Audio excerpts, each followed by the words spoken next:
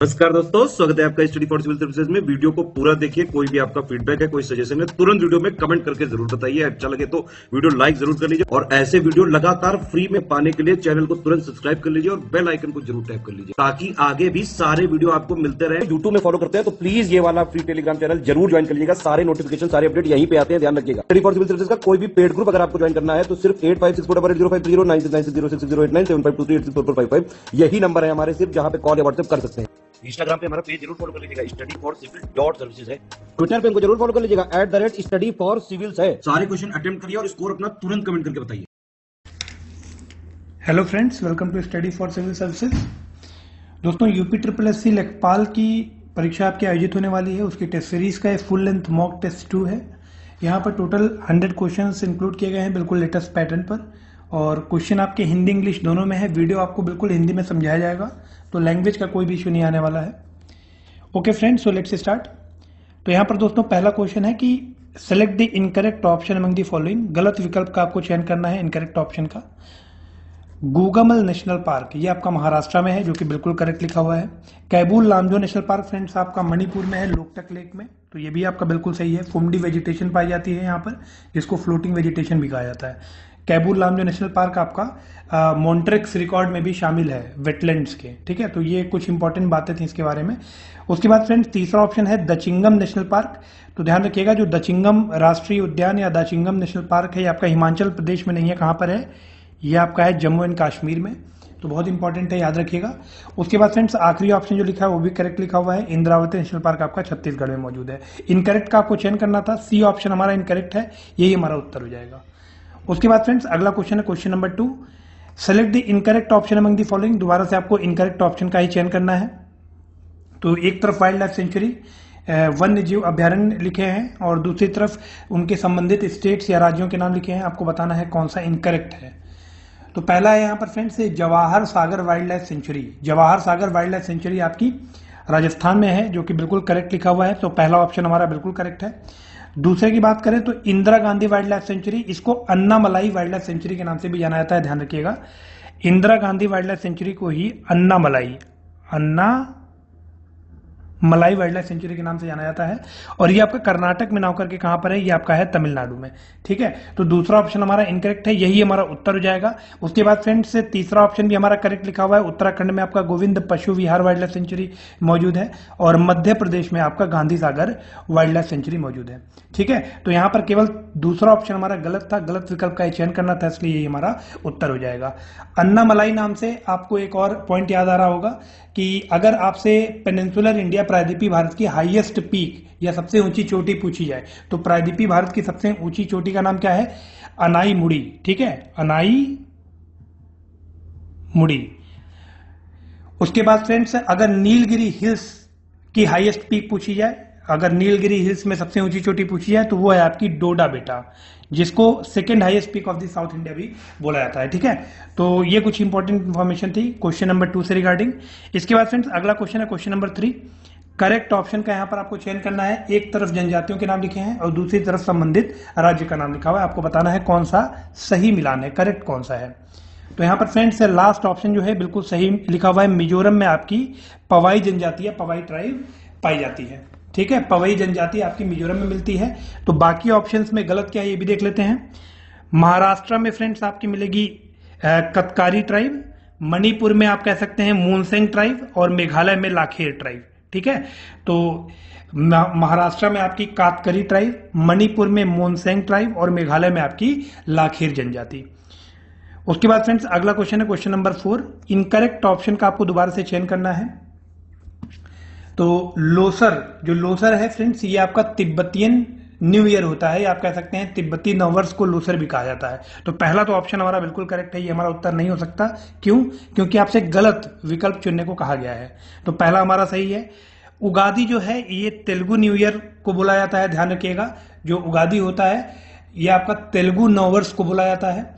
और कहां पर अगर मनाया जाता है तो आप कह सकते हैं कि आंध्र प्रदेश, तेलंगाना और कर्नाटक में। तो दूसरा ऑप्शन भी हमारा बिल्कुल करेक्ट है, ये भी हमारा उत्तर नहीं हो सकता। तीसरे ऑप्शन की बात करें तो माघ साजी जो है ये आपकी मकर संक्रांति का त्योहार होता है, लेकिन ये होता है आपका हिमाचल प्रदेश का, ना कि राजस्थान का, ठीक है। तो तीसरा ही ऑप्शन हमारा गलत है, गलत विकल्प का आपको चयन करना था, इसलिए सी ऑप्शन हमारा बिल्कुल करेक्ट हो जाएगा क्वेश्चन नंबर 4 के लिए।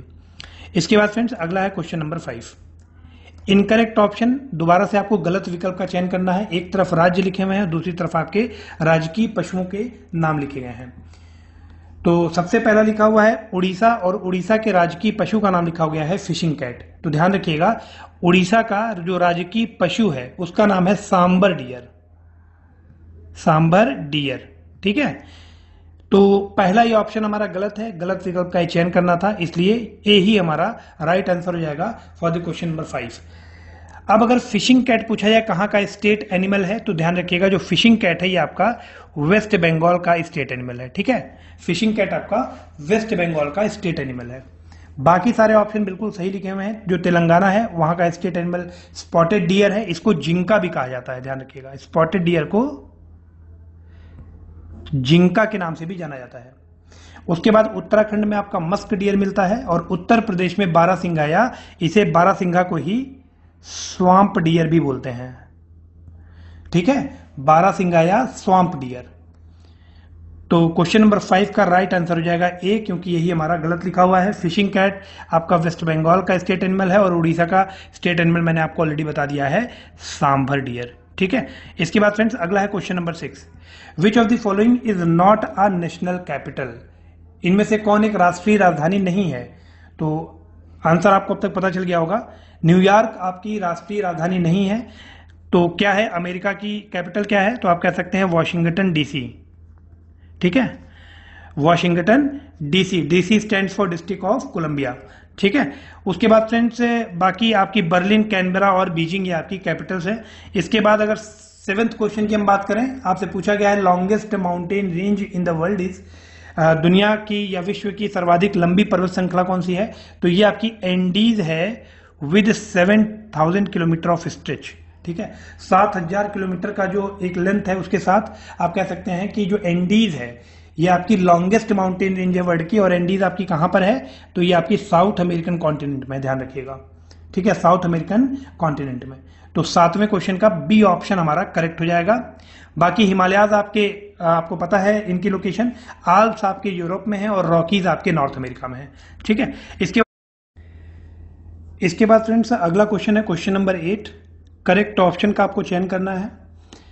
जवाहर सेतु बिल्कुल सही दिया हुआ है, बिहार में मौजूद है और इसकी लेंथ है 3.06 किलोमीटर की, ध्यान रखिएगा, बहुत इंपॉर्टेंट है। कोलिया भुमोरा सेतु आपका आसाम में है, जिसकी लेंथ है 3.01 किलोमीटर की। लेंथ मैं इसलिए बता रहा हूं क्योंकि बहुत ही नज़दीक ये नंबर्स हैं और कई बार एग्जाम में आपको अरेंज करने के लिए भी आ जाता है छोटे से बड़े में। ठीक है, तो जवाहर सेतु बिहार में है, इसकी लेंथ है 3.06 किलोमीटर। कोलिया भुमोरा सेतु आपका आसाम में है और इसकी लेंथ है 3.01 किलोमीटर। वेम्बनाड रेल ब्रिज ये आपका केरला में है, ध्यान रखिएगा, कोच्चि केरला में, और इसकी लेंथ है 4.62 किलोमीटर। ठीक है, तो सारे ही ऑप्शन हमारे करेक्ट हैं, करेक्ट का चयन करना था, डी ऑप्शन हमारा राइट आंसर हो जाएगा क्वेश्चन नंबर 8 के लिए। तो जल्दी से कमेंट सेक्शन में कमेंट करके बताएं आप लोग कि लॉन्गेस्ट लेक इंडिया की कौन सी है, भारत की सबसे लंबी झील कौन सी है, longest lake of India. Comment section में प्लीज कमेंट करके बताएं लॉन्गेस्ट लेक इन इंडिया कौन सा है। इसके बाद फ्रेंड्स अगला है क्वेश्चन नंबर 9।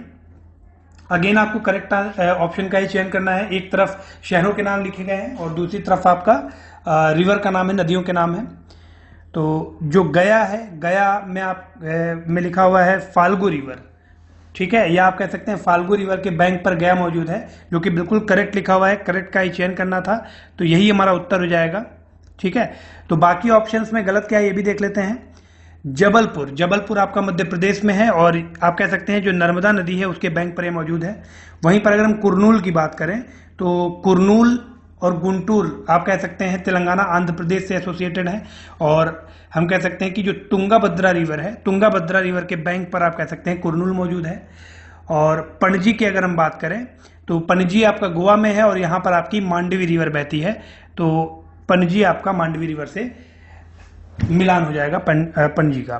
ठीक है, तुंगाभद्रा रिवर आप कह सकते हैं कृष्णा रिवर की ट्रिब्यूटरी है। तुंगा और भद्रा दो स्मॉल स्ट्रीम्स हैं, एक आपस में जब मिल जाती हैं तो मिलने के बाद जो एक इनका कॉन्फ्लुएंस होता है और एक कॉमन स्ट्रीम निकलती है, उसे तुंगाभद्रा बोला जाता है। ये आपकी कृष्णा रिवर की सहायक नदी है। और आप कह सकते हैं कि इसके किनारे पर कुरनूल मौजूद है। ठीक है, कुरनूल सिटी बसा हुआ है। तो फ्रेंड्स क्वेश्चन नंबर 9 के लिए ए ऑप्शन हमारा बिल्कुल करेक्ट हो जाएगा। इसके बाद फ्रेंड्स अगला है question number 10, how many north east state touch the border of Bangladesh. Bangladesh की सीमा को कितने नॉर्थ ईस्ट स्टेट या पूर्वोत्तर राज्य भारत के उसकी सीमा को स्पर्श करते हैं, ये आपका प्रश्न है। पहला पार्ट प्रश्न का ये है। दूसरा है कि म्यांमार जो है वो कितने किलोमीटर की बाउंड्री इंडिया के साथ शेयर करता है। तो पहले क्वेश्चन का सबसे पहले आंसर देते हैं। तो बांग्लादेश के साथ आपको पता होना चाहिए कि भारत के कितने राज्य सीमा साझा करते हैं बांग्लादेश के साथ। तो ध्यान रखिएगा, टोटल 5 राज्य हैं भारत के, टोटल 5 राज्य हैं भारत के जो बांग्लादेश के साथ अपनी सीमा साझा करते हैं। तो वो कौन कौन से हैं? पहला है आपका वेस्ट बंगाल, उसके बाद फ्रेंड्स दूसरा है आपका मेघालय, तीसरा है आपका असम, उसके बाद है फ्रेंड्स त्रिपुरा, और फिर आपका है मिजोरम। ठीक है, तो ये टोटल 5 राज्य हैं भारत के जो कि बांग्लादेश के साथ अपनी सीमा साझा करते हैं। लेकिन प्रश्न आपसे ये नहीं पूछा गया है, प्रश्न आपसे पूछा गया है कि कितने नॉर्थ ईस्ट स्टेट हैं जो कि बांग्लादेश के साथ अपनी बाउंड्री बनाते हैं। तो ध्यान रखिएगा, पूर्वोत्तर राज्य इसमें केवल 4 हैं। ये जो 5 की लिस्ट मैंने आपको बताई उसमें वेस्ट बंगाल आपका नॉर्थ ईस्ट स्टेट नहीं है, इसलिए वेस्ट बंगाल को जब हम हटा देते हैं तो टोटल 4 स्टेट बचते हैं, मेघालय, असम, त्रिपुरा और मिजोरम, जो बांग्लादेश के साथ अपनी सीमा साझा करते हैं। ठीक है, और म्यांमार अगर पूछा जाए कि कितने किलोमीटर की बाउंड्री लाइन या बॉर्डर लाइन शेयर करता है इंडिया के साथ, तो वो है आपका 1643 किलोमीटर। तो इस हिसाब से पहला ऑप्शन हमारा बिल्कुल करेक्ट हो जाएगा। ठीक है, तो यहां पर गलती हो सकती है, अगर नॉर्थ ईस्ट जो कीवर्ड है अगर आप ये देखने में चूक जाएंगे तो गलती हो जाएगी, क्योंकि ऑप्शन में 5 भी दे रखा है। ठीक है, बी ऑप्शन। लेकिन इसका करेक्ट आंसर क्या होगा? 10वें का ए वाला ऑप्शन। इसके बाद फ्रेंड्स अगला है क्वेश्चन नंबर 11, इनकरेक्ट ऑप्शन है, गलत विकल्प का आपको चयन करना है। कुट्टनाड लेक ये आपका केरला में मौजूद है जो कि बिल्कुल सही है। उसके बाद फ्रेंड्स उमियाम लेक जो है, ध्यान रखिएगा, उमियाम लेक आपका मेघालय में है, ना कि मिजोरम में। ठीक है, उमियाम लेक आपका मेघालय में है, बाकी सोमगो लेक आपका सिक्किम में है और बेलासागर लेक आपका उत्तर प्रदेश में है। ठीक है, तो बाकी सारे ऑप्शन हमारे बिल्कुल सही हैं, इनकरेक्ट का चयन करना था। दूसरा ऑप्शन हमारा गलत है, उमियाम लेक वाला, तो यही हमारा उत्तर हो जाएगा, क्योंकि उमियाम लेक आपका मेघालय में मौजूद है, ना कि मिजोरम में। उसके बाद फ्रेंड्स अगला है क्वेश्चन नंबर 12, करेक्ट ऑप्शन का आपको चयन करना है। विटामिन B1 का जो साइंटिफिक नेम है आप कह सकते हैं वो है आपका थायमीन। विटामिन B3 को साइंटिफिकली नियासिन कहा जाता है। विटामिन B6 पायरोडॉक्सिन कहलाता है, जो कि बिल्कुल करेक्ट लिखा हुआ है। और विटामिन B12 जो है ये आपका साइनोकोबालामिन होता है due to presence of cobalt. ठीक है, तो इस हिसाब से देखिए करेक्ट का चयन करना था, तो केवल सी वाला ऑप्शन हमारा बिल्कुल सही मिलान है, विटामिन B6 पायरोडॉक्सिन। तो यही हमारा उत्तर हो जाएगा क्वेश्चन नंबर 12 के लिए। इसके बाद फ्रेंड्स अगला क्वेश्चन है क्वेश्चन नंबर 13, महावेली गंगा एक नदी है, कहां की है ये? महावेली गंगा ध्यान रखिएगा ये आपकी श्रीलंका में बहती है। ठीक है, महावेली गंगा आपकी कहां पर बहती है? श्रीलंका में बहती है। इसके बाद फ्रेंड्स अगला है क्वेश्चन नंबर 14, करेक्ट ऑप्शन का आपको चयन करना है। एक तरफ न्यूज़पेपर्स के नाम लिखे हुए हैं, दूसरी तरफ उनके एडिटर्स के नाम लिखे हुए हैं। ठीक है, तो सही मिलान का आपको चयन करना है करेक्ट ऑप्शन का। तो यहां पर आप देखिए Indian opinion newspaper, I hope आप सभी को पता होगा, ये आपका महात्मा गांधी जी का है। बॉम्बे क्रॉनिकल न्यूज़पेपर आपका फिरोज शाह मेहता का है। दूसरा ऑप्शन बिल्कुल सही लिखा हुआ है, जो वंदे मातरम न्यूज़पेपर है उसके एडिटर का नाम था अरविंदो घोष। ठीक है, वंदे मातरम न्यूज़पेपर जो था ये आपका 1905 में, it is founded by Bipin Chandra Pal. Please remember Bipin Chandra Pal. ये भी क्वेश्चन अलग से पूछा सकता है, तो पहले मैं आंसर बता दे रहा हूं। क्वेश्चन नंबर 14 का करेक्ट चयन करना था, दूसरा केवल हमारा सही है, ये हमारा उत्तर हो जाएगा। अब कुछ एडिशनल इंफॉर्मेशन है वो भी आप ध्यान रखिएगा। Vande Mataram newspaper is founded in 1905। Vande Mataram newspaper की जो स्थापना हुई थी 1905 में हुई थी, and it is founded by Bipin Chandra Pal. Bipin Chandra Pal के द्वारा इसकी स्थापना की गई थी, but please remember it is edited by Aurobindo Ghosh. Aurobindo Ghosh के द्वारा ये एडिट की गई थी। ठीक है, तो कह सकते हैं हम कि क्वेश्चन नंबर 14 का बी ऑप्शन हमारा बिल्कुल करेक्ट हो जाएगा। इसके बाद फ्रेंड्स अगला है क्वेश्चन नंबर 15, करेक्ट ऑप्शन का आपको दोबारा से चयन करना है। आर्टिकल 17 एबॉलिशन ऑफ अनटचेबिलिटी, या आप कह सकते हैं अस्पृश्यता का उन्मूलन, इसके प्रावधान अनुच्छेद 17 में दिए गए हैं, जो कि बिल्कुल सही है, करेक्ट का ही चयन करना था। पहला ही उत्तर हमारा करेक्ट हो जाएगा। बाकी में देख लेते हैं गलत क्या है। तो आर्टिकल 19 बात करता है, ध्यान रखिएगा, राइट टू फ्रीडम की। आर्टिकल 19 में राइट टू फ्रीडम दिया गया है।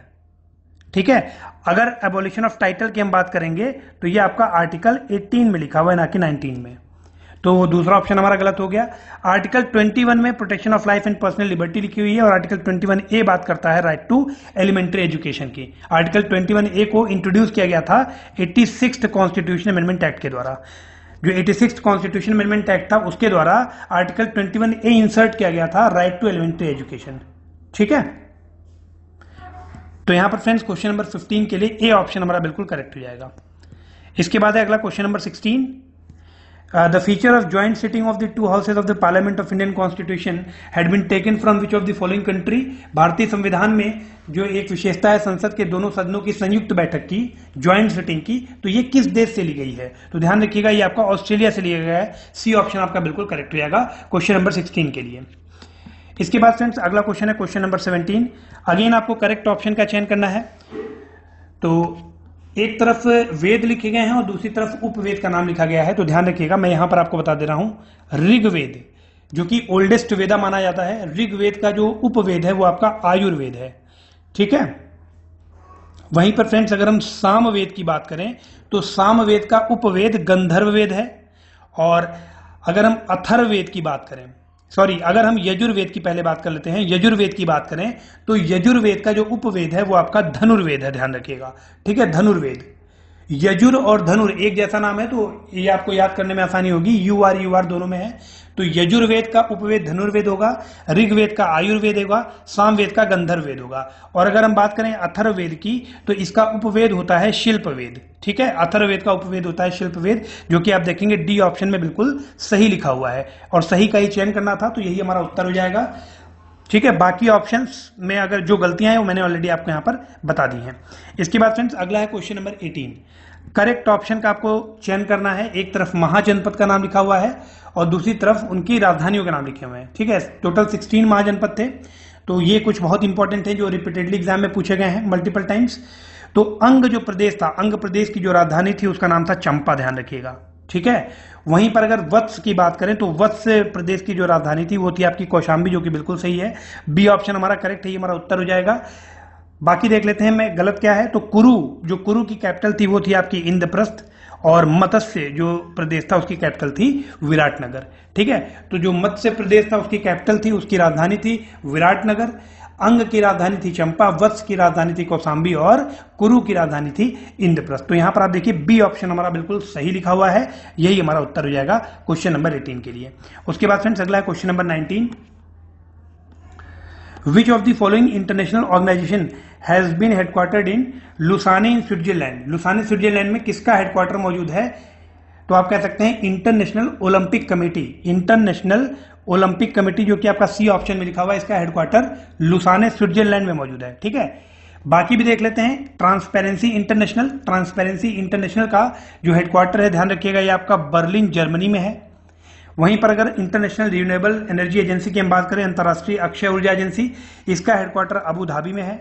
ठीक है, और वर्ल्ड फूड प्रोग्राम, विश्व खाद्य कार्यक्रम, इसका हेडक्वार्टर रोम इटली में है। ठीक है, रोम इटली में, ध्यान रखिएगा। तो क्वेश्चन में पूछा गया था कि लुसाने स्विट्जरलैंड में किसका हेडक्वार्टर है, किसका मुख्यालय है, तो हम कह सकते हैं इंटरनेशनल ओलंपिक कमेटी का मुख्यालय लुसाने स्विट्जरलैंड में मौजूद है, इसलिए क्वेश्चन नंबर 19 के लिए सी ऑप्शन हमारा बिल्कुल करेक्ट हो जाएगा। इसके बाद फ्रेंड्स अगला है question number 20। Which of the following district doesn't come under the top 3 district with the highest percentage of the scheduled caste population in Uttar Pradesh according to the census of 2011? 2011 की जनगणना के अनुसार कौन सा जिला उत्तर प्रदेश में अनुसूचित जातियों के सर्वाधिक प्रतिशत वाले शीर्ष 3 जिलों में नहीं आता है? ध्यान रखिएगा, ये पूछा गया है। तो आपको पता होना चाहिए कि शीर्ष के जो 5 टॉप आप कह सकते हैं 5 district with highest percentage of scheduled caste population Uttar Pradesh, ये आपको पता होना चाहिए। तो आइए देख लेते हैं टॉप 5 की लिस्टिंग। और ये हम क्या देख रहे हैं? District with the highest percent of scheduled caste in Uttar Pradesh. ठीक है, मतलब सर्वाधिक प्रतिशत वाले शीर्ष 3 जिले हम देख रहे हैं अनुसूचित जातियों के। तो सबसे पहला ध्यान रखिएगा, यहां पर आपका आ जाएगा कौशाम्बी। ठीक है, कौशाम्बी। उसके बाद आपका आ जाएगा सीतापुर, उसके बाद आपका आता है हरदोई और उसके बाद उन्नाव। तो आप देखिए जो टॉप 3 हैं उसमें कौशाम्बी, सीतापुर और हरदोई हैं। उन्नाव चौथे नंबर पे है, तो यही हमारा उत्तर हो जाएगा, क्योंकि आपसे यही पूछा गया था कि कौन शीर्ष 3 में नहीं आता है। ठीक है। इसके बाद फ्रेंड्स अगला है क्वेश्चन नंबर 21। करेक्ट ऑप्शन का आपको यहाँ पर चयन करना है सही विकल्प का। एक तरफ क्षेत्र लिखा हुआ है, दूसरी तरफ प्रमुख लोक नृत्य मेजर फोक डांस के नाम लिखे हुए हैं। तो ब्रज भूमि का जो फोक डांस है या जो लोक नृत्य है, प्रमुख लोक नृत्य है, वो आपका चारकुला नृत्य है, ध्यान रखिएगा। ठीक है। वहीं पर अगर बुंदेलखंड की हम बात करें तो बुंदेलखंड रीजन का पाई डंडा है। जौनपुर में आप कह सकते हैं चौरसिया है, और ईस्टर्न उत्तर प्रदेश या पूर्वी उत्तर प्रदेश में आपका नटवारी है। सही का ही चयन करना था, डी ऑप्शन हमारा बिल्कुल करेक्ट मिलान है, तो यही हमारा उत्तर हो जाएगा। इसके बाद फ्रेंड्स अगला है क्वेश्चन नंबर 22। वृक्षों के आवरण में पिछले आकलन की तुलना में कितने वर्ग किलोमीटर की वृद्धि दर्ज की गई है India state of forest report 2021 के according? How many square kilometre of increase has been registered in the tree cover as compare to the previous assessment? तो हम कह सकते हैं टोटल 721 स्क्वायर किलोमीटर की वृद्धि दर्ज की गई है ट्री कवर में, अगर हम इससे पहले वाले डाटा की बात करें। अभी जो लेटेस्ट हमारा India state of forest report आया है 2021 का, उसमें बताया गया है कि पिछली बार के अकॉर्डिंग 721 स्क्वायर किलोमीटर का ज्यादा ट्री कवर रजिस्टर किया गया है। ठीक है, तो ये इंपॉर्टेंट पॉइंट है, इसको आप लोग याद रखिएगा। इसके बाद फ्रेंड्स अगला है question number 23। Uttar Pradesh first tribal museum Tharu जनजाति museum has been completed in which district? Uttar Pradesh का जो पहला आदिवासी संग्रहालय है थारू जनजाति संग्रहालय, ये किस जिले में बनकर तैयार हुआ है? तो ध्यान रखिएगा, ये आपका बलरामपुर में बनकर तैयार हुआ है, उत्तर प्रदेश के बलरामपुर जिले में। तो सी ऑप्शन हमारा बिल्कुल करेक्ट हो जाएगा। इसके बाद फ्रेंड्स अगला है question number 24। Union budget of 2022-23 में कितने करोड़ आप कह सकते हैं आवंटित किए गए थे केन बेतवा नदी जोड़ो परियोजना के लिए? In the Union Budget 2022-2023, how many crores has been allocated for the Ken Betwa river linking project? तो टोटल 1400 करोड़ का आवंटन किया गया था Ken Betwa river linking project के लिए। ठीक है, तो इंपॉर्टेंट है, इसको भी आप याद रखिएगा। इसके बाद फ्रेंड्स अगला है question number 25। On which day international day of families 2022 was observe with the theme family and urbanisation? तो दो क्वेश्चन में भी आप कह सकते हैं एक बहुत इंपॉर्टेंट पॉइंट लिखा हुआ है कि जो international day of families 2022 celebrate किया गया है, ध्यान रखिएगा, वो सेलिब्रेट किया गया है 15 मई को। और उसकी थीम क्या थी? तो यहां पर थीम भी लिखी हुई है फैमिली एंड अर्बनाइजेशन। ठीक है, तो कोई भी क्वेश्चन पूछा सकता है, दोनों ही पॉइंट बहुत इंपॉर्टेंट है। इसके बाद फ्रेंड्स अगला है question number 26। When was Uttar Pradesh highway land control act passed? Uttar Pradesh राजमार्ग भूमि नियंत्रण अधिनियम कब पारित किया गया था और इसी का आप कह सकते हैं लागू कब किया गया था? दो क्वेश्चन है कि उत्तर प्रदेश राजमार्ग भूमि नियंत्रण अधिनियम पारित कब किया गया और लागू कब किया गया? तो ध्यान रखिएगा, इसे 1945 में पारित किया गया था और 1946 से लागू हो गया था। ठीक है, तो सी ऑप्शन हमारा बिल्कुल करेक्ट हो जाएगा क्वेश्चन नंबर 26 के लिए। इसके बाद फ्रेंड्स अगला है question number 27। How many copies of right of records are made? जो जमाबंदी होती है उसकी कितनी प्रतियां बनाई जाती हैं? And does a copy of right of record is kept with the district जज? क्या जमाबंदी की एक प्रति जिला न्यायाधीश के पास रखी जाती है? दो क्वेश्चन है यहां पर, तो पहले क्वेश्चन का आंसर होगा टोटल, ध्यान रखिएगा, 2 मूल प्रति बनाई जाती है राइट ऑफ रिकॉर्ड्स की, 2 जमाबंदी की प्रति बनाई जाती है। एक प्रति आप कह सकते हैं गवर्नमेंट अपने पास रखती है और दूसरी जो प्रति होती है ये पटवारी या लेखपाल अपने पास रखता है। ठीक है, तो देखिए इनमें से कोई भी प्रति जिला जो न्यायाधीश है उसके पास नहीं है, तो दूसरे क्वेश्चन का आंसर क्या हो जाएगा? 9 और पहले का आंसर हो जाएगा 2, तो इस हिसाब से बी ऑप्शन हमारा बिल्कुल करेक्ट हो जाएगा क्वेश्चन नंबर 27 के लिए। उसके बाद फ्रेंड्स अगला है question number 28। In Uttar Pradesh the largest body of judicial work related to the revenue is? तो आप कह सकते हैं कि उत्तर प्रदेश में माल गुजारी से संबंधित न्यायिक कार्यों की सबसे बड़ी संस्था कौन सी है? तो वो आपका राजस्व परिषद या बोर्ड ऑफ रेवेन्यू है। ठीक है, राजस्व परिषद या बोर्ड ऑफ रेवेन्यू। और ये जो बोर्ड ऑफ रेवेन्यू है ये किस साल स्टैब्लिश किया गया था? तो ये आपका 1831 में स्टैब्लिश किया गया था। ये ऑप्शन आपका बिल्कुल करेक्ट हो जाएगा क्वेश्चन नंबर 28 के लिए। इसके बाद फ्रेंड्स अगला है question number 29। Who among the following hears the petition related to the education of the members and heads of the gram panchayat? कौन ग्राम पंचायत के सदस्यों और प्रमुखों के चुनाव से संबंधित याचिकाओं की सुनवाई करता है? तो ध्यान रखिएगा ये अधिकार सब डिविजनल मजिस्ट्रेट या फिर एसडीएम के पास होता है। ठीक है, तो सी ऑप्शन हमारा बिल्कुल करेक्ट हो जाएगा। इसके बाद फ्रेंड्स अगला है क्वेश्चन नंबर 30। किसने भारतीय कृषि को आत्मनिर्भर बनाने की नींव रखी थी? तो no doubt father of green revolution of India M S Swaminathan. M S Swaminathan ने आप कह सकते हैं भारतीय कृषि को आत्मनिर्भर बनाने की नींव रखी। उसके बाद अगला पार्ट है क्वेश्चन का कि the responsibility of maintenance of land records has been interested to which of the following? तो भूमि अभिलेखों के रख रखाव की जो जिम्मेदारी होती है वो किसको सौंपी गई है, तो वो आपके डिस्ट्रिक्ट मजिस्ट्रेट या डीएम को सौंपी गई है। ठीक है, तो पहला ऑप्शन हमारा बिल्कुल करेक्ट हो जाएगा क्वेश्चन नंबर 30 के लिए। उसके बाद फ्रेंड्स अगला है question number 31। When was the intensive agriculture development scheme implemented? सघन कृषि विकास योजना लागू कब की गई थी, ये आपसे पूछा जा रहा है। और यहीं पे दूसरा पार्ट है क्वेश्चन का कि सघन कृषि क्षेत्र कार्यक्रम कब लागू किया गया था।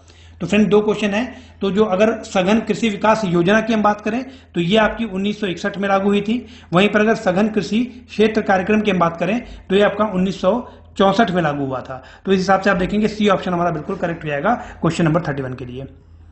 इसके बाद फ्रेंड्स अगला है question number 32। Which of the following district doesn't come under the top 3 district with the minimum rural population? कौन सा जिला न्यूनतम ग्रामीण जनसंख्या वाले शीर्ष 3 जिलों में नहीं आता है? तो आइए देख लेते हैं top 5 district with the minimum rural population.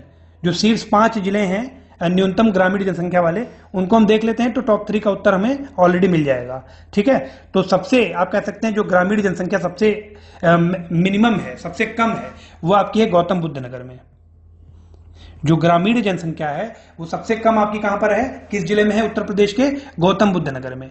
इसके बाद दूसरा नंबर पे आप कह सकते हैं महोबा आ जाता है।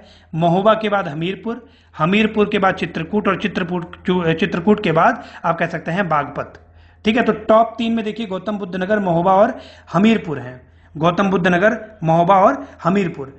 और चित्रकूट जो है ये चौथे नंबर पे है, तो यही टॉप 3 में नहीं आ रहा है, तो यही हमारा उत्तर हो जाएगा क्वेश्चन नंबर 32 के लिए। ठीक है, आई होप कि ये क्वेश्चन आपको समझ में आया होगा। उसके बाद फ्रेंड्स क्वेश्चन नंबर 33 है हमारा। In India only how much percentage of rural house hold cook with kerosene in their kitchens? Bharat में कितने ग्रामीण परिवार की रसोई में मिट्टी के तेल से खाना बनाया जाता है? तो हम कह सकते हैं केवल जो 1% ग्रामीण परिवार है, only 1% of the rural house hold, वो रसोई में मिट्टी के तेल से खाना बनाते हैं। ठीक है, उसके बाद इसी में अगला पार्ट है क्वेश्चन का कि in India about how many percentage of the urban house hold cook with kerosene in their kitchen? अगर हम वहीं पर शहरी परिवारों की बात करें तो रसोई में मिट्टी के तेल से खाना कितने परसेंट लोग बनाते हैं? तो हम कह सकते हैं 8% लोग। तो मतलब गांव में मिट्टी के तेल का इस्तेमाल खाना बनाने के लिए 1% लोगों के द्वारा किया जाता है। वहीं पे अगर हम शहरों की बात करें, अर्बन हाउस होल्ड की बात करें, तो इसमें 8% लोग लगभग यूज करते हैं केरोसिन ऑयल को। ठीक है, फॉर कुकिंग पर्पज। तो इस हिसाब से देखिए डी ऑप्शन हमारा बिल्कुल करेक्ट हो जाएगा क्वेश्चन नंबर 33 के लिए। इसके बाद फ्रेंड्स अगला है question number 34। Approximately the percentage of husk in paddy is estimated how much percent? धान में भूसी का प्रतिशत लगभग कितने परसेंट होता है? तो ध्यान रखिएगा जो धान में भूसी मिलाया होता है वो आपका 20 से 22% के बीच होता है। ठीक है, 20 से 22% के बीच का मतलब क्या हो गया? 21% आप सही मान सकते हैं। ठीक है, वहीं पर अगर चावल के उन्नत बीज के बीजारोपण दर की हम बात करें तो ये लगभग कितने किलोग्राम प्रति हेक्टेयर होती है? तो ये 12 से 15 केजी पर हेक्टेयर होती है, ध्यान रखिएगा। तो डी ऑप्शन हमारा बिल्कुल करेक्ट हो जाएगा क्वेश्चन नंबर 34 के लिए। इसके बाद फ्रेंड्स अगला है क्वेश्चन नंबर 35। किस जिले में जो उत्तर प्रदेश के दक्षिणी पठारी क्षेत्र के अंतर्गत आता है गेहूं की खेती की जाती है? So please remember, wheat is not cultivated in the southern plateau region of the Uttar Pradesh. Please remember, very important point. Wheat is not cultivated in the southern plateau region of the Uttar Pradesh. है ना, गेहूं की खेती उत्तर प्रदेश के दक्षिणी पठारी क्षेत्र के अंतर्गत नहीं की जाती है। तो कोई भी जिला इसमें से नहीं आएगा। डी ऑप्शन हमारा करेक्ट आंसर हो जाएगा क्वेश्चन नंबर 35 के लिए। उसके बाद फ्रेंड्स अगला है question number 36। In which of the following year an amendment had been made to include free compulsory education as fundamental right for all children in the age group of 6 to 14 years? तो हम कह सकते हैं 2002 में amendment किया गया था। ठीक है, 2002 में 6 से 14 वर्ष के आयु के सभी बच्चों के लिए निःशुल्क अनिवार्य शिक्षा को एक मौलिक अधिकार के रूप में शामिल करने के लिए एक संशोधन किया गया था। तो सी ऑप्शन हमारा बिल्कुल करेक्ट हो जाएगा क्वेश्चन नंबर 36 के लिए।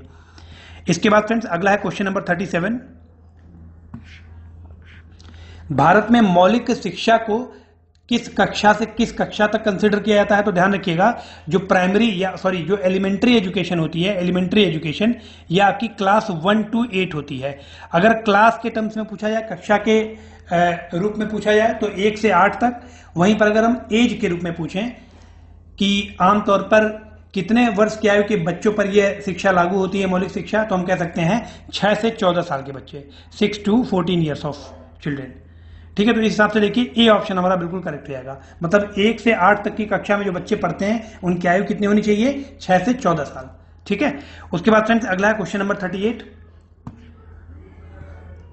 When was the national literacy mission launched?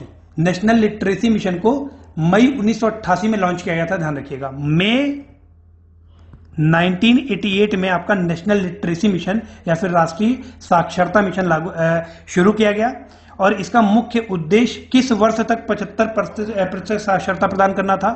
तो its main objective was to achieve 75% of the literacy by the year of 2005। 2005 तक 75% लिटरेसी अचीव करना इसका एम था। किसका एम था? नेशनल लिटरेसी मिशन या राष्ट्रीय साक्षरता मिशन का, जो कि शुरू किया गया था मई 1988 में। तो इस हिसाब से देखिए जो डी ऑप्शन है ये हमारा बिल्कुल करेक्ट हो जाएगा क्वेश्चन नंबर 38 के लिए। इसके बाद फ्रेंड्स अगला है question number 39। When had the rural landless employment guarantee program became a part of the Jawahar रोजगार योजना?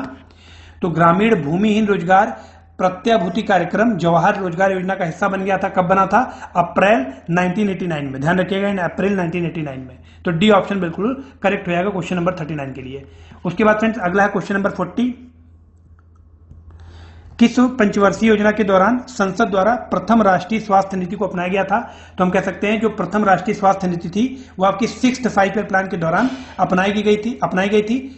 और ईयर अगर पूछा जाए तो आपका 1983। ध्यान रखिएगा, जो छठी आपकी पंचवर्षीय योजना थी उसके दौरान 1983 में जो पहली राष्ट्रीय स्वास्थ्य नीति थी उसको अपनाया गया था। ठीक है, तो बी ऑप्शन हमारा बिल्कुल करेक्ट हो जाएगा क्वेश्चन नंबर 40 के लिए। जो 6th 5-year प्लान था, ध्यान रखिएगा, ये आपका 1980 से 85 तक चला था। ठीक है, उसके बाद फ्रेंड्स अगला है question number 41। During the 7th 5-year plan a provision of a community health centre had been made for the block with a population of 1 lakh. ध्यान रखिएगा, 7वीं पंचवर्षीय योजना के दौरान 1 लाख की आबादी वाले प्रखंड के लिए एक सामुदायिक स्वास्थ्य केंद्र का प्रावधान किया गया था। ठीक है, तो सी ऑप्शन आपका बिल्कुल करेक्ट रहेगा क्वेश्चन नंबर 41 के लिए। जो 7th 5-year प्लान था, ध्यान रखिएगा, 1985 से 90 तक चला था। ठीक है, and in this 5-year plan special emphasis had been placed on the rural health care. तो सी ऑप्शन हमारा बिल्कुल करेक्ट रहेगा क्वेश्चन नंबर 41 के लिए। उसके बाद फ्रेंड्स अगला है question number 42। The main objective of the national programme for the control of blindness was to reduce the prevalence of blindness to what percentage from 1.4%। मतलब राष्ट्रीय दृष्टिहीनता नियंत्रण कार्यक्रम का जो मुख्य उद्देश्य था वो था आपका दृष्टिहीनता की व्यापकता को 1.4% से घटाकर कितने परसेंट करना? तो ध्यान रखिएगा 0.3% करना। ठीक है, तो 42वें का बी ऑप्शन हमारा बिल्कुल करेक्ट हो जाएगा। उसके बाद फ्रेंड्स ये भी आपसे पूछा सकता है कि national programme for control of blindness कब लॉन्च किया गया था? राष्ट्रीय दृष्टिहीनता नियंत्रण कार्यक्रम कब शुरू किया गया था? तो ध्यान रखिएगा ये आपका 1976 में लॉन्च किया गया था। ठीक है, और इसका उद्देश्य क्या था? To reduce the prevalence of blindness from 1.4% to the 0.3% by the year 2000। तो ईयर भी इंपॉर्टेंट है और परसेंटेज भी इंपॉर्टेंट है कि जो ब्लाइंडनेस है, जो दृष्टिहीनता है, उसको कम करना है हमें 1.4% से 0.3% तक बाय 2000 तक ये हमें कर देना है। यही एम था राष्ट्रीय दृष्टिहीनता नियंत्रण कार्यक्रम का, जो कि 1976 में शुरू की गई थी। तो बी ऑप्शन हमारा बिल्कुल करेक्ट हो जाएगा क्वेश्चन नंबर 42 के लिए। इसके बाद फ्रेंड्स अगला है क्वेश्चन नंबर 43। राष्ट्रीय पेयजल मिशन को राजीव गांधी राष्ट्रीय पेयजल मिशन में कब परिवर्तित कर दिया गया था? तो ध्यान रखिएगा 1991 में। ठीक है, जो नेशनल ड्रिंकिंग वाटर मिशन है, it was converted into Rajiv Gandhi national drinking water mission in 1991। अगला पार्ट है क्वेश्चन का कि who among the following had inaugurated the newly constructed building of Seva Kunj आश्रम इन वनवासी समागम। तो ध्यान रखिएगा वनवासी समागम में जो चीफ गेस्ट थे वो आपके माननीय राष्ट्रपति आप कह सकते हैं श्री रामनाथ कोविंद जी थे, और उन्हीं के द्वारा आप कह सकते हैं इनॉग्रेशन किया गया था सेवा कुंज आश्रम का। ठीक है, सेवा कुंज आश्रम के जो नवनिर्मित भवन था उसका उद्घाटन किया गया था श्री रामनाथ कोविंद जी के द्वारा। तो पहला ऑप्शन हमारा बिल्कुल करेक्ट हो जाएगा क्वेश्चन नंबर 43 के लिए। इसके बाद फ्रेंड्स अगला है क्वेश्चन नंबर 44। अंडर प्रधानमंत्री Gram Sadak Yojana it had been envisaged to connect the population group of 1500 और more people by all weather roads. ध्यान रखिएगा, प्रधानमंत्री ग्राम सड़क के योजना के अंतर्गत 1500 या इससे अधिक आबादी वाले समूहों को सर्व मौसमी सड़कों के साथ जोड़ने की परिकल्पना की गई थी। तो आंसर क्या हो जाएगा? C option 1500। इसके बाद फ्रेंड्स अगला है question number 45। During which of the following 5 year plan national policy for the empowerment of women had been adopted. राष्ट्रीय महिला सशक्तिकरण नीति को किस पंचवर्षीय योजना के दौरान अपनाया गया था? तो ध्यान रखिएगा जो 9वीं पंचवर्षीय योजना थी, 9th 5 ईयर प्लान, जो कि आपका 1997 से 2002 के बीच में था। ठीक है, तो इसी टाइम पर national policy for the empowerment of women या फिर राष्ट्रीय महिला सशक्तिकरण नीति को अपनाया गया था। और अगर पूछा है कि गवर्नमेंट के द्वारा ये अडॉप्ट कब किया गया था, तो 20 मार्च 2001, 20 मार्च 2001। ठीक है, तो ये डेट भी इंपॉर्टेंट है, याद रखिएगा। तो बी ऑप्शन हमारा बिल्कुल करेक्ट हो जाएगा। ठीक है, उसके बाद फ्रेंड्स अगला है question number 46, from which year the online Swarozgar Sangam program had been launched by the UP chief minister Yogi Adityanath. UP के मुख्यमंत्री माननीय योगी आदित्यनाथ जी ने किस वर्ष से ऑनलाइन स्वरोजगार संगम कार्यक्रम को शुरू किया था? तो ध्यान रखिएगा 14 मई 2020, 14 मई 2020 से ऑनलाइन स्वरोजगार संगम प्रोग्राम को लॉन्च किया गया था योगी आदित्यनाथ जी के द्वारा। ठीक है, तो डी ऑप्शन हमारा बिल्कुल करेक्ट हो जाएगा क्वेश्चन नंबर 46 के लिए। उसके बाद फ्रेंड्स अगला है question number 47, Congress agriculture reform committee had been form under the chairmanship of which of the following. तो ध्यान रखिएगा जो कांग्रेस एग्रीकल्चर रिफॉर्म कमेटी थी, इसका फॉर्मेशन हुआ था 1949 में। जो कांग्रेस कृषि सुधार समिति थी, इसका गठन हुआ था 1949 में। ठीक है, और जो चेयरमैन थे उनका नाम था जेसी कुमारप्पा, जेसी कुमारप्पा। ठीक है, इनके अध्यक्षता में कांग्रेस कृषि सुधार समिति का गठन किया गया था 1949 में। ठीक है, तो इस हिसाब से आप देखिए डी ऑप्शन हमारा बिल्कुल करेक्ट हो जाएगा क्वेश्चन नंबर 47 के लिए। इसके बाद फ्रेंड्स अगला है क्वेश्चन नंबर 48, निम्नलिखित में से किसने ऐसे कृषकों को दुर्बल कहा है जिसमें अपनी वर्तमान स्थिति में बदलाव लाने के लिए क्रांतिकारी उत्साह की कमी है? तो आंसर है मार्शल साहलिन्स। ठीक है, मार्शल साहलिन्स, ए ऑप्शन आपका करेक्ट हो जाएगा क्वेश्चन नंबर 48 के लिए। इसके बाद फ्रेंड्स अगला क्वेश्चन है क्वेश्चन नंबर 49,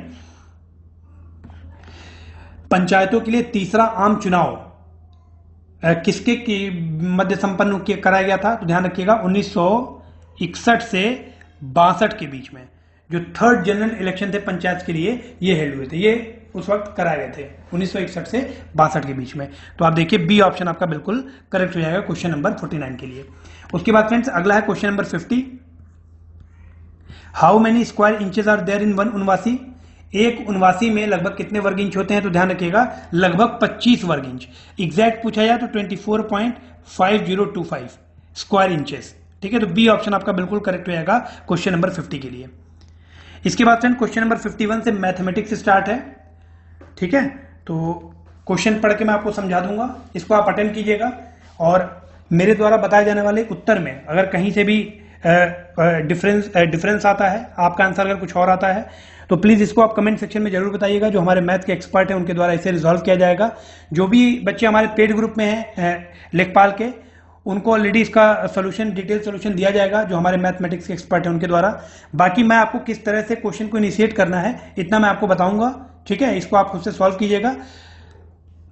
तो फ्रेंड्स क्वेश्चन नंबर 51 है आपका कि गगन ने अपनी रकम का 40% जैस को दे दिया, जैस ने गगन से प्राप्त रकम का 1/4 प्रशांत को दे दिया और जैस से प्राप्त रकम में से 4000 टैक्सी ड्राइवर को भुगतान करने के बाद प्रशांत के पास अब 12000 शेष है। ऐसा कोई भी क्वेश्चन आए तो इसको उल्टा आपको करना चाहिए, है ना। आप लास्ट से स्टार्ट करेंगे तो आपको आंसर मिल जाएगा, क्योंकि आपको यही पूछा गया है कि जो सबसे पहला व्यक्ति था गगन, उसके पास कितनी रकम थी। तो आप मान लीजिए कि गगन के पास x रकम थी। ठीक है, तो इस हिसाब से जो जयेश है उसके पास हो जाएगा 2x/5 और जो प्रशांत है उसके पास आ जाएगा x/10 और प्रशांत के पास जो रकम है उसमें से 4000 माइनस करने के बाद जो रकम बचती है वो आपको दी गई है। तो मतलब x/10 माइनस 4000 बराबर 12000। तो यहां से x की वैल्यू आप निकाल लेंगे, वो आपकी आ जाएगी लगभग 1,60,000, सॉरी 1,60,000, 1,60,000 ये वैल्यू आ जाएगी। ठीक है, तो सी ऑप्शन आपका बिल्कुल करेक्ट हो जाएगा। उसके बाद फ्रेंड्स अगला है क्वेश्चन नंबर 52, वह न्यूनतम संख्या क्या है जिसे 15 और 20 से विभाजित किए जाने पर प्रत्येक स्थिति में 9 शेषफल आता है। तो देखिए 69 को आप 15 से डिवाइड कीजिए तो 15 4 जा 60 हो जाएगा, 9 आपका रिमाइंडर बच जाएगा। तो आगे चेक करने की आवश्यकता ही नहीं है, डी ऑप्शन आपका बिल्कुल करेक्ट हो जाएगा। इसके बाद फ्रेंड्स अगला है क्वेश्चन नंबर 53, समबाहु त्रिभुज का शीर्षलंब दे रखा है, त्रिभुज का क्षेत्रफल कितना होगा आपसे पूछा गया है। आंसर आपका सी आ जाएगा 75√3। शीर्ष लंब जो होता है इक्विलेटरल ट्राइंगल का, उसका फॉर्मूला होता है √3/2a, और a आपकी भुजा होती है इक्विलेटरल ट्राइंगल की। तो यहां से भुजा निकल जाएगी। भुजा निकालने के बाद √3/4a², ये क्षेत्रफल का फॉर्मूला होता है। इसको आप सॉल्व करेंगे तो 75√3 आपका आंसर आ जाएगा। उसके बाद फ्रेंड्स अगला क्वेश्चन नंबर 54, 65 का स्क्वायर माइनस 55 का स्क्वायर। तो a² माइनस b² का यहां पर फॉर्मूला लगाना बहुत ईजी हो जाएगा। a² माइनस b² का फॉर्मूला लगाएंगे तो आपको मिल जाएगा डी ऑप्शन आपका बिल्कुल करेक्ट हो जाएगा। ठीक है। उसके बाद फ्रेंड्स a² माइनस b² का फॉर्मूला क्या होता है, तो a plus B into a minus B. इसके बाद अगला है क्वेश्चन नंबर 55, एक साइकिल का पहिया 44 किलोमीटर में 5000 चक्कर पूरे करता है, पहिए की त्रिज्या ज्ञात कीजिए। तो 5000 चक्कर, एक चक्कर बराबर कितना होगा, तो पहिए की परिधि होगी। तो वृत्त की परिधि का फॉर्मूला होता है 2πr। एक जो पहिया है उसकी परिधि आ जाएगी 2πr, इसको आप 5000 से मल्टीप्लाई कर दीजिए, ये बराबर होगा 44 किलोमीटर के। यहां से अब आप सॉल्व करेंगे तो r की वैल्यू आपकी आ जाएगी 140 सेंटीमीटर। ध्यान रखिएगा ये जो 44 किलोमीटर है इसको आपको सेंटीमीटर में चेंज करना पड़ेगा। ठीक है। तो आंसर क्या आ जाएगा, ए ऑप्शन आपका बिल्कुल करेक्ट हो जाएगा। इसके बाद है क्वेश्चन नंबर 56। पहले n सम प्राकृतिक संख्याओं के वर्गों का औसत पूछा गया है आपसे।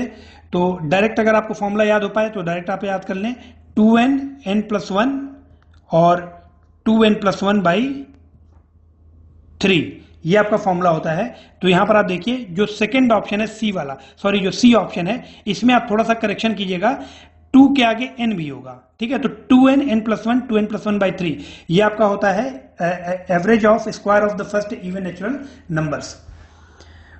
उसके बाद फ्रेंड्स इसी में अगर आपसे ये पूछ दिया जाए कि फर्स्ट n नेचुरल नंबर्स के स्क्वायर्स का सम क्या होगा, तो ध्यान रखिएगा वो आपका होगा n n+1 2n+1/6। ठीक है। तो यहां पर फ्रेंड्स क्वेश्चन नंबर 56 का सी ऑप्शन हमारा करेक्ट हो जाएगा। और यहां पर करेक्शन क्या करना है, 2 के आगे आपको n भी लगाना है, 2n n+1 और 2n+1/3। अगला है क्वेश्चन नंबर 57, एक बॉक्स में 320 रुपए हैं जिसमें 1 रुपया 50 पैसे और 25 पैसे के सिक्कों का अनुपात दे रखा है 4:5:6। तो जो सिक्कों की संख्या होगी आप मान लीजिए 4x, 5x और 6x। 4x जो है वो 1 रुपए के सिक्के हैं, 5x आपके 50 पैसे के सिक्के हैं। 50 पैसे को आप रुपए में चेंज करेंगे तो 1/2 हो जाएगा। और जो 6x है ये आपके 25 पैसे के सिक्के की कोई संख्या है, तो इसको आप रुपए में चेंज करेंगे तो 1/4 आ जाएगा। इन सभी को आप जोड़ दीजिए, वो आपका इक्वल हो जाएगा किसके, 320 के। यहां से x की वैल्यू निकाल के जब आप सॉल्व करेंगे तो बी ऑप्शन आपका बिल्कुल करेक्ट हो जाएगा। उसके बाद फ्रेंड्स अगला है क्वेश्चन नंबर 58, एक आयताकार कालीन का क्षेत्रफल दिया गया है और परिमाप दिया गया है, मतलब L × B आपको दे दिया गया है 120 और 2 × L + B ये आपको दे दिया गया है 46। क्यों, क्योंकि आयत के क्षेत्रफल का फॉर्मूला होता है L × B, लंबाई गुणे चौड़ाई, और आयत का जो परिमाप होता है वो होता है 2 × L + B। ठीक है। जहां पर L और B लेंथ और ब्रेथ है। तो यहां पर जब आप इसे सॉल्व करेंगे तो ध्यान रखिएगा 17 मीटर आपका आंसर आ जाएगा। विकर्ण की लंबाई आपको निकालनी है। ठीक है। मतलब आपको इसकी लंबाई निकालनी है डायगोनल की। ठीक है। तो यहां पर आप इजी वे में इसको सॉल्व कर सकते हैं। L और B को आपको मल्टीप्लाई करना है तो यहां पर 120 आना चाहिए, और L और B को आप ऐड कीजिए तो यहां पर 23 आना चाहिए। तो इस तरह से आप 15 × 8 कर लीजिए और 15 + 8 कर लीजिए। ठीक है। तो ये आपकी भुजाएं आ जाएंगी, ये आपका लेंथ आ जाएगा, ये आपका ब्रेथ आ जाएगा। यहां से जब आप निकालेंगे विकर्ण तो ये आपका आ जाएगा 17 मीटर्स। ठीक है, पाइथागोरस थ्योरम लगा करके। इसके बाद फ्रेंड्स अगला है क्वेश्चन नंबर 59, एक मशीन निर्माता एक मशीन को उसकी लागत पर 20% लाभ अर्जित करते हुए थोक व्यापारी को बेचता है। तो इसमें भी आप पीछे से स्टार्ट कीजिएगा, है ना। इसमें आप नीचे से स्टार्ट कीजिए तो आपको निर्माता की लागत मिल जाएगी, वो आपका हो जाएगा 150। कैसे करना है ये थोड़ा मैं करके आपको बता दे रहा हूं कि दुकानदार जब उसे इतने रुपए में बेचता है तो 12% का लाभ कमाता है। मतलब 12% का ये लाभ कमा रहा है, तो मतलब अगर x का हम 112% निकाल दें तो वो बराबर होगा 211.68 के। ठीक है। इसको आप सॉल्व करेंगे तो यहां से आपको आप कह सकते हैं कि जो दुकानदार है उसकी लागत मूल्य या उसका क्रय मूल्य मिल जाएगा। दुकानदार का जो क्रय मूल्य होगा वही थोक व्यापारी का विक्रय मूल्य होगा। यहां से आप फिर निकाल लीजिए तो यहां पर आपको जो थोक व्यापारी का क्रय मूल्य मिलेगा वही आपका मशीन निर्माता का विक्रय मूल्य होगा। ठीक है। और मशीन निर्माता का जो विक्रय मूल्य अगर आपके पास है और लाभ है तो यहां से मशीन निर्माता का आप क्रय मूल्य निकाल सकते हैं। तो ए ऑप्शन आपका बिल्कुल करेक्ट हो जाएगा क्वेश्चन नंबर 59 के लिए। इसके बाद फ्रेंड्स अगला है क्वेश्चन नंबर 60। बोडमास का रूल लगाना है आपको यहां पर, bracket open, divide, multiply, addition, subtraction. तो इसको आप सॉल्व करेंगे तो आंसर आपका आ जाएगा 7/9। सी ऑप्शन आपका बिल्कुल करेक्ट आ जाएगा। इसके बाद है क्वेश्चन नंबर 61। तो ये भी बहुत इजी क्वेश्चन है, इसको आप सॉल्व करेंगे आंसर आपका आ जाएगा 300। सॉल्व करके आप देखिएगा, कोई दिक्कत आती है तो कमेंट सेक्शन में आप कमेंट करके पूछ सकते हैं। अगर मेरे द्वारा बताए गए उत्तर में कहीं से भी डिफरेंस आता है तो प्लीज उसे कमेंट सेक्शन में बता दीजिएगा, तो उसे सही कर दिया जाएगा। क्योंकि जो मैथ के क्वेश्चन है वो हमारे मैथ के एक्सपर्ट के द्वारा बनाए गए हैं, तो उसमें अगर कोई मिसमैच होता है तो वो उनसे संपर्क किया जाएगा, फिर वो अपना फीडबैक यहाँ पर आपको दे देंगे। इसके बाद फ्रेंड्स अगला है क्वेश्चन नंबर 62। यहां पर आपके एवरेज का क्वेश्चन दिया गया है, 7 सदस्यों के परिवार की औसत आयु दी गई है, तो 7 × 27 आप कर लीजिए, ये आपका टोटल एडिशन आ जाएगा, टोटल मेंबर्स के आयु का सम आ जाएगा। ठीक है, तो इस तरह से जब आप सॉल्व करेंगे तो आपको डी ऑप्शन मिल जाएगा, यहाँ पर डी ऑप्शन इसका राइट आंसर होगा। ठीक है, इसके बाद फ्रेंड्स अगला है क्वेश्चन नंबर 63। यहां पर आपको सिंप्लीफाई करना है इसको, सॉरी इसका यूनिट प्लेस आपको बताना है, 1 डिजिट आपको बतानी है, तो 1 डिजिट में आपका बी ऑप्शन करेक्ट हो जाएगा क्वेश्चन नंबर 63 के लिए। ठीक है, 6 आएगा जो 1 डिजिट होगी, तो इसे आप सॉल्व कीजिएगा। इसके बाद फ्रेंड्स अगला है question number 64। Average of 5 consecutive numbers 48 हैं, तो a × e आपको फाइंड करना है। ठीक है, तो अगर 5 कॉन्जिक्यूटिव नंबर्स का एवरेज दे रखा है तो ध्यान रखिएगा a + b + c + d + e अगर फाइंड करना है तो 48 × 5 आप कर दीजिए। ठीक है, तो इस तरह से आप इनिशिएट कीजिएगा, ए ऑप्शन आपका करेक्ट आंसर होगा क्वेश्चन नंबर 64 के लिए। इसके बाद फ्रेंड्स अगला है क्वेश्चन नंबर 65। सारे क्वेश्चंस को मैं यहाँ पर सॉल्व करके नहीं दिखा सकता क्योंकि इससे वीडियो का लेंथ बहुत लंबा हो जाएगा। ठीक है, इसे आप खुद से सॉल्व कीजिएगा, कोई समस्या आती है तो कमेंट सेक्शन में आप यहाँ पर पूछ सकते हैं। इसके बाद फ्रेंड्स अगला क्वेश्चन है क्वेश्चन नंबर 65। यहां पर आपको 11 की डिविजिबिलिटी चेक करनी है। ठीक है, आपसे कह रहा है कि ये नंबर 11 से डिविजिबल है और where p and q have minimum values then, तो p × q का आपको यहां पर होल क्यूब फाइंड करना है। ठीक है, तो फ्रेंड्स से 11 की डिविजिबिलिटी चेक करके आप सॉल्व करेंगे, सी ऑप्शन इसका राइट आंसर हो जाएगा क्वेश्चन नंबर 65 के लिए। इसके बाद फ्रेंड्स अगला है क्वेश्चन नंबर 66। तो सिंप्लीफिकेशन आपको करना है, एक मान दिया हुआ है वो आपको फाइंड करना है, t² + 25.t² + 3, इसका वैल्यू आपको फाइंड करना है यदि t - 5.t = 7 हो तो इसको कैसे करेंगे। सबसे पहले आप ये वाले टर्म का इस वाले इक्वेशन में दोनों साइड इक्वल के स्क्वायर कर लीजिए, तो t - 5.t का होल स्क्वायर करेंगे तो a - b के होल स्क्वायर का फॉर्मूला आप लगा दीजिए यहाँ पर, तो आपका आ जाएगा a² + b² -2 × जब ए बी आप करेंगे तो टी कैंसिल हो जाएगा, केवल 5 बचेगा। ठीक है, और इधर आपका हो जाएगा 7 का स्क्वायर बराबर 49। ठीक है, यहां से आप इसकी वैल्यू फाइंड कर लीजिए, t² + 25.t² की वैल्यू जब आप यहां से फाइंड आउट करेंगे तो 49 + 10 59 आ जाएगी, और आपको इसकी वैल्यू फाइंड करनी है, इसकी वैल्यू आपको पता चल गई 59, तो 59 में 3 आप और ऐड कर दीजिए तो आपका आ जाएगा 62। तो मतलब क्वेश्चन नंबर 66 के लिए बी ऑप्शन आपका बिल्कुल राइट आंसर हो जाएगा। ठीक है, उसके बाद फ्रेंड्स अगला है क्वेश्चन नंबर 67। 67 का आंसर है आपका ऑप्शन ए 3600। उसके बाद फ्रेंड्स 68 है आपका, 68 आपका पाई चार्ट वाला क्वेश्चन है, यहां पर आपका इसका आंसर है ऑप्शन डी 160। ठीक है, तो इन क्वेश्चंस को आप सॉल्व करिएगा, और सॉल्व करके अगर कोई प्रॉब्लम आती है तो आप पूछ सकते हैं कमेंट सेक्शन में। क्वेश्चन नंबर 69 है फ्रेंड्स, इसका आंसर आपका हो जाएगा डी 75%। उसके बाद है क्वेश्चन नंबर 70 जिसका आंसर है सी 50%। उसके बाद है आपका 71 का आंसर हो जाएगा फ्रेंड्स से 80, डी ऑप्शन। क्वेश्चन नंबर 72 का आंसर होगा सी ऑप्शन 63%।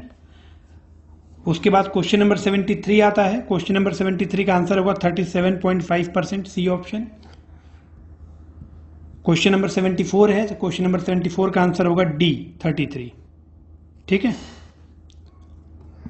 और फिर मैथ का जो लास्ट क्वेश्चन है वो है आपका क्वेश्चन नंबर 75।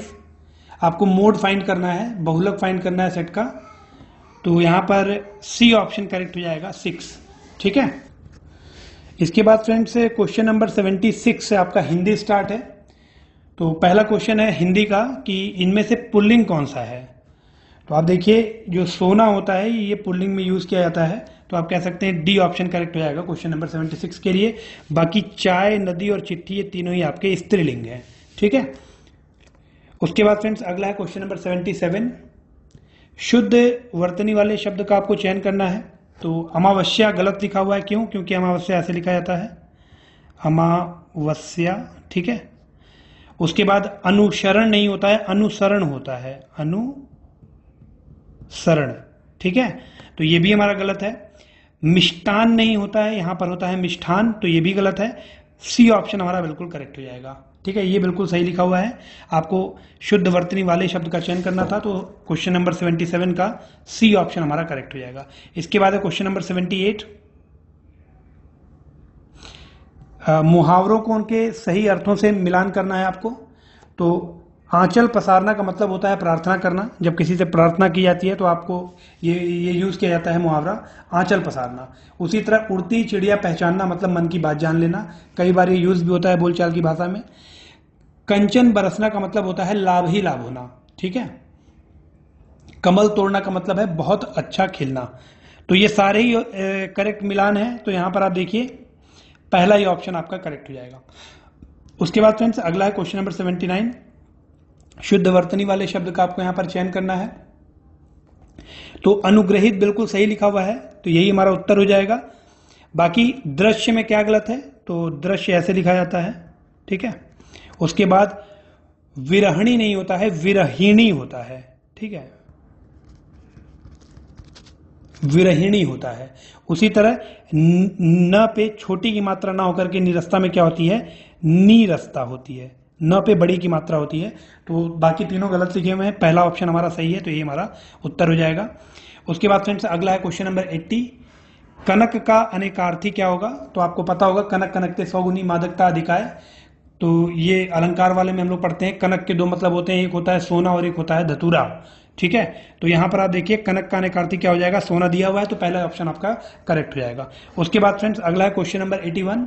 सिर हथेली पर रखने का अर्थ क्या होता है, कि मतलब प्राणों की परवाह न करना, ठीक है। तो बी ऑप्शन आपका करेक्ट हो जाएगा।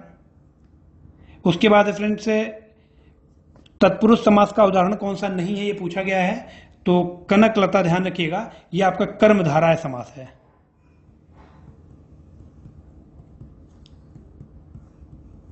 ठीक है। बाकी शोकमग्न, गृह प्रवेश और राजपुत्र तीनों ही तत्पुरुष समास हैं। तो 82 का आंसर हो जाएगा बी कनकलता। क्यों? क्योंकि आपसे पूछा गया था कि कौन सा इनमें से तत्पुरुष समास नहीं है। तो कनकलता मैंने आपको बताया कि कर्म धाराय समास है, ठीक है। इसके बाद फ्रेंड्स अगला है क्वेश्चन नंबर 83। किस समास में दोनों पद प्रधान होते हैं? तो जो द्वंद्व समास होता है, ध्यान रखिएगा, जैसे राम सीता, तो उस राम यहां पर जो डैश है इसका मतलब होता है राम और सीता, ठीक है। तो दोनों ही पद प्रधान है, तो इसीलिए द्वंद्व समास होता है जिसके दोनों पद प्रधान होते हैं। उसके बाद फ्रेंड्स अगला है क्वेश्चन 84। कौन असुर शब्द का पर्यायवाची नहीं है? तो महिधर और आद्री, ध्यान रखिएगा, ये आपके अचल, गिरि या शैल के पर्यायवाची हैं। अचल, गिरि या शैल, इनके पर्यायवाची हैं महिधर और आद्री। बाकी दैत्य, राक्षस, यातुधान, रजनीचर, सुरारी और यातु, ये तीनों ही, ये सारे ही आप कह सकते हैं असुर के पर्यायवाची शब्द हैं, ठीक है। तो इस तरह से क्वेश्चन नंबर 84 का ए ऑप्शन हमारा करेक्ट हो जाएगा। इसके बाद फ्रेंड्स क्वेश्चन नंबर 85। निशाचर शब्द में निम्नलिखित में से कौन सा समास है, ये पूछा गया है। तो ध्यान रखिएगा, निशाचर में बहुब्रीहि समास है, क्योंकि निशाचर से एक अन्य अर्थ निकल रहा है, रात में चरने वाला। इसको इंग्लिश में नॉक्टर्नल बोला जाता है, ठीक है। तो ये एक अन्य अर्थ निकल रहा है, इसलिए बहुब्रीहि समास हो जाएगा। उसके बाद फ्रेंड्स अगला क्वेश्चन नंबर 86। मुझे आज 5 किलो लीची खरीदने हैं नहीं होगा, यहां पर खरीदनी है होना चाहिए था, न पे ई की मात्रा होनी चाहिए थी, ठीक है। तो यहां पर सी ऑप्शन आपका करेक्ट हो जाएगा, यहीं पर वर्तनी हमारी अशुद्ध है। उसके बाद फ्रेंड्स अगला है क्वेश्चन नंबर 87। विलोम शब्दों में गलत विकल्प का आपको चयन करना है। तो उपकारक का अनुपकारक होता है, जो कि बिल्कुल सही है। उपमित का आप कह सकते हैं अनुपमित होता है, यह भी करेक्ट लिखा हुआ है। उपगत का अनुपगत होता है, ध्यान रखिएगा, अपगत नहीं होता है, ये होता है अनुपगत, ठीक है। तो सी ऑप्शन हमारा इनकरेक्ट है, ये हमारा उत्तर हो जाएगा, क्योंकि आपसे गलत विकल्प का ही चयन करने के लिए कहा गया था। बाकी उपमेय का अनुपमेय होता है। ठीक है, इसके बाद फ्रेंड्स अगला है क्वेश्चन नंबर 88। तद्भव तत्सम शब्दों में गलत युग्म का आपको चयन करना है। तो बाकी सारे ऑप्शन करेक्ट लिखे हुए हैं। जो कुटिया है ये आपका तद्भव है, इसका तत्सम होता है कुटी, ध्यान रखिएगा कुटी। तो यही हमारा गलत है, ये हमारा उत्तर हो जाएगा, क्योंकि आपसे गलत युग्म का ही चयन करने के लिए कहा गया था। ठीक है, तो क्वेश्चन नंबर 88 का डी ऑप्शन आपका करेक्ट हो जाएगा। इसके बाद फ्रेंड्स अगला है क्वेश्चन नंबर 89। व्यंजन से स्वर अथवा व्यंजन के मेल से उत्पन्न विकार को कौन सी संधि कहते हैं? तो ये आपकी व्यंजन संधि होती है। इसके बाद फ्रेंड्स अगला है क्वेश्चन नंबर 90। तो क्वेश्चन नंबर 90 है आपका कि कौन सा शब्द व्यंजन संधि का उदाहरण नहीं है? तो ध्यान रखिएगा, जो कोणांक है ये आपका दीर्घ स्वर संधि है, दीर्घ स्वर संधि। बाकी संगत, अम्बय और जगन्नाथ ये आपके व्यंजन संधि है। ठीक है, तो क्वेश्चन नंबर 90 का हमारा बी ऑप्शन करेक्ट हो जाएगा। इसके बाद फ्रेंड्स क्वेश्चन नंबर 91। जिस पर पक्षपात पूर्ण दृष्टि से विचार किया गया हो तो वो आपका दुर्दष्ट होता है, ध्यान रखिएगा, सी ऑप्शन आपका करेक्ट हो जाएगा। उसके बाद क्वेश्चन नंबर 92। किस वाक्यांश के लिए एक शब्द आश्रव नहीं है? तो ध्यान रखिएगा, जो अत्यंत सूक्ष्म होने की शक्ति होती है ये आपकी अड़िमा कहलाती है, अड़िमा। ठीक है, तो बाकी तीनों का ही मतलब आश्रव होता है, लेकिन अत्यंत सूक्ष्म होने की जो शक्ति होती है वो आपकी अड़िमा होती है, तो इसलिए डी ऑप्शन हमारा करेक्ट हो जाएगा। इसके बाद क्वेश्चन नंबर 93। शुद्ध वाक्य का आपको चयन करना है। तो रामायण को सब हिंदू मानते हैं, ध्यान रखिएगा, ये आपका शुद्ध है।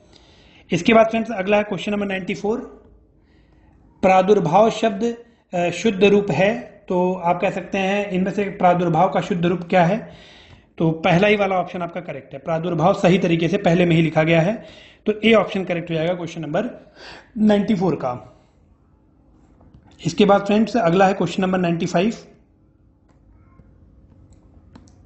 क्वेश्चन है आपका कि कौन अपवाद शब्द के अनेकार्थी शब्दों में से एक नहीं है? तो कलंक, प्रचलित प्रसंग और जो नियम के विरुद्ध हो, ये तीनों ही आप कह सकते हैं अपवाद के अनेकार्थी शब्द हैं। लेकिन जो ऐतराज है ये किसका अनेकार्थी है?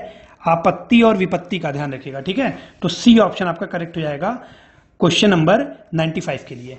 इसके बाद फ्रेंड्स अगला है क्वेश्चन नंबर 96। शिष्य ने अपने गुरु के लिए बहुत कुछ किया, इस वाक्य में कौन सा कारक है?